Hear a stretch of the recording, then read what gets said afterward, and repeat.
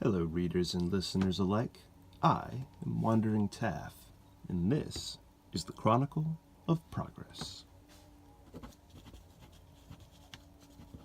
Entry 4, The Mask, the premier art college of Progress. The art college is prominently positioned in Progress City, Maines, and is one of the few phenomenon to grow out of the Duke's various activities within the town during its initial development. As mentioned in the entry about the Duke, Rabius spent his time building and then performing in a particular tavern. This tavern originally had no real name, but was rather called colloquially by the residents as Algernon's, named after the owner, Algernon Beer Chesp. The Duke spent his nights performing various instruments he learned from his time as a traveling musician. He would switch instruments nightly, partially to entertain and keep things fresh, but also to keep up with his skill. His prowess with stringed instruments was quite shocking to most who heard him perform. Anything from the lute to the harp would quiet or stir patrons, and Rabius was excellent at managing a crowd's reaction. He always knew what they needed to hear, right at the time they needed to hear it. Thursdays became known as Lute Night at Algernon's, and would draw in those who refused to go to taverns as a rule. Several times a night on these days, Rabius would have others accompany him, either singing his counterpart to old familiar songs, or playing some other instrument with him. These were always crowd pleasers, and eventually these events would attract visitors from neighboring towns.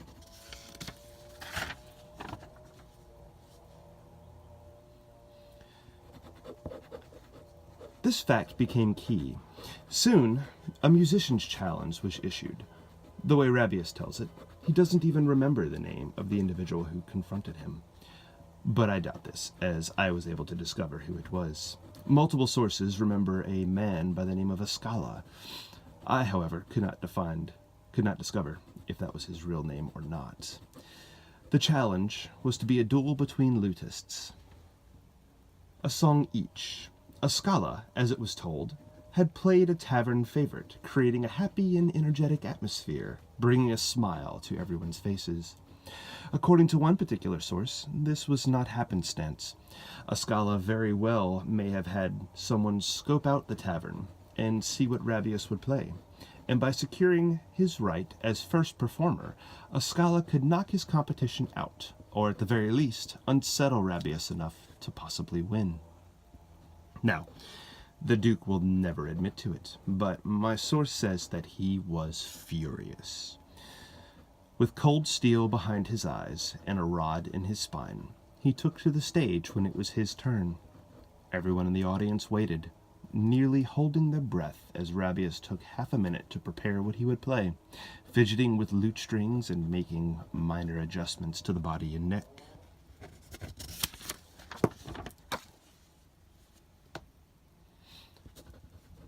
When he finally played, it was something new, something the audience had never heard before. It was a terribly complicated piece, arousing a mixture of emotions in the audience. Some were brought to tears, others shock, and even some fits of laughter. Everyone was entranced by the music he performed. It was terribly technical. However, even simple farmers could tell the difficulty in the piece. When Rabius was done, the audience sat in silence for nearly half a minute as he finished and stashed his lute. When he stood and took a bow, the applause he received was devastating. Ascala broke his lute and walked out of the tavern, never to be seen again.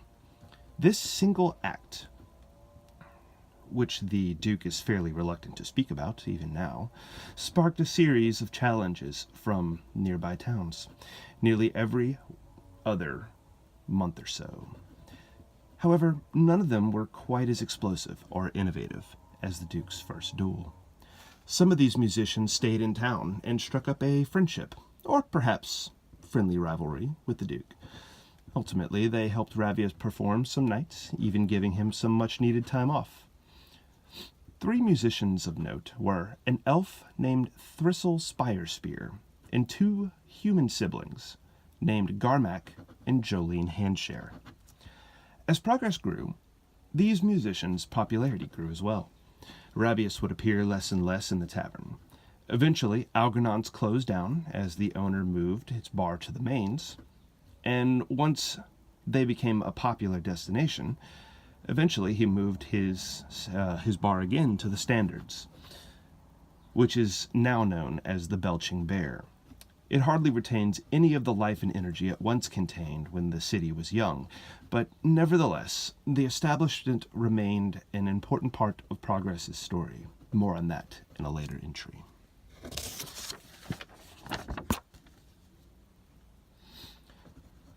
The musicians were now out of a place to perform as the city grew, and would bounce around from tavern to tavern performing, eventually pooling their meager earnings, and getting a loan from the newest bank in Progress, Nees Holdings. They quickly built and opened a concert hall in the city mains, but they discovered that they weren't just running a concert hall. They were running a college. Soon, stage acting, musical performance, theater, feats of legerdemain, poetry, and reenactments were not only being performed there, but also being taught. Word of the school spread, and due to the pedigree of performers there, soon nobles from neighboring countries were sending their sons and daughters to gain a training for a semester or two in the art of debate, art, or ultimately just to learn how to manipulate audiences. Soon, a falling out occurred with the owners of the mask. Thriceal Spirespear and Jolene Handshare began an intimate relationship, and Garmack did not approve. The two met in secret until he discovered them. We don't know who ultimately started the fight, but we know that there was one, and Garmack has since left Progress, and his current whereabouts are currently unknown. However, now under dual ownership, the mask prospered, but without Garmax's influence in the caliber of students the art college accepted, the mask has recently gained a bit of a negative reputation.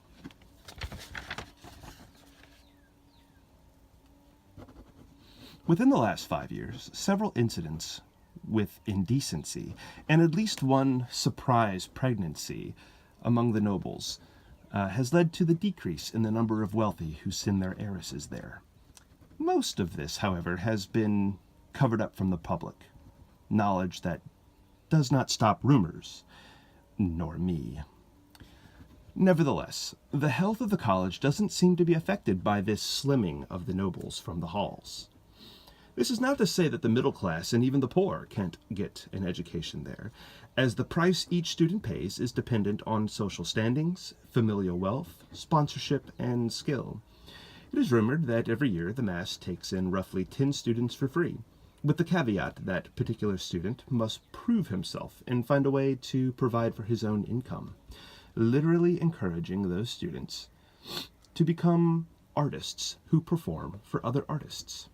This either creates a pupil who drops out fairly quickly, finds a way to cheat the system, or occasionally creates a mastermind artisan that can alter the preconceived form of his own art or specialty.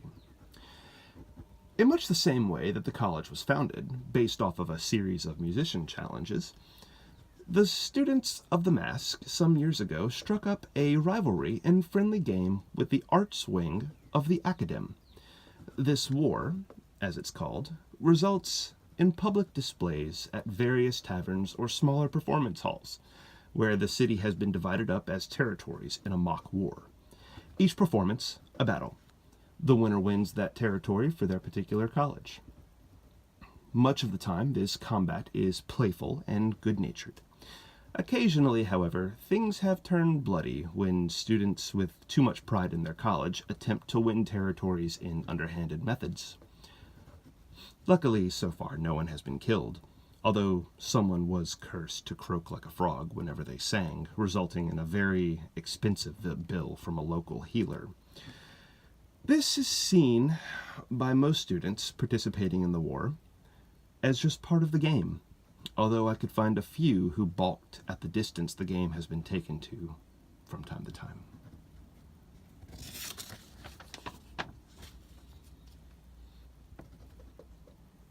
That concludes this particular entry. The mask itself is not much to look at.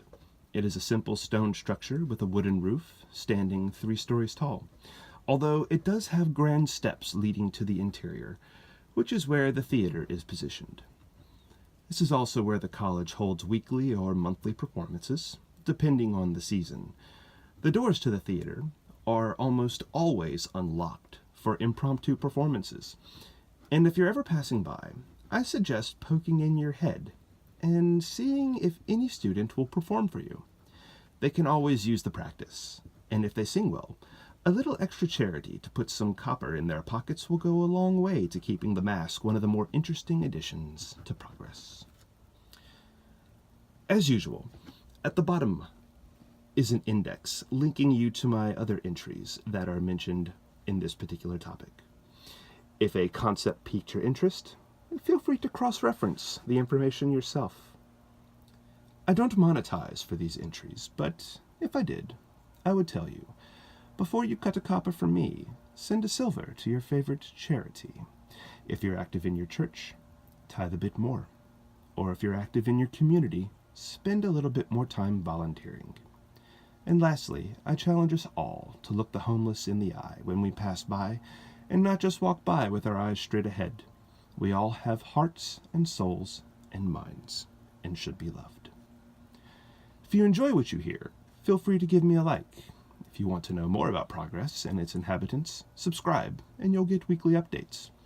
Or if you have a question, drop a line in the comments below. Lastly, and most importantly, if you don't like what you hear, give me a dislike and tell me why. I'm always looking to hone my craft, and how else will I know what works and what doesn't? Be waiting, for my next entry will come soon. But until then, good evening.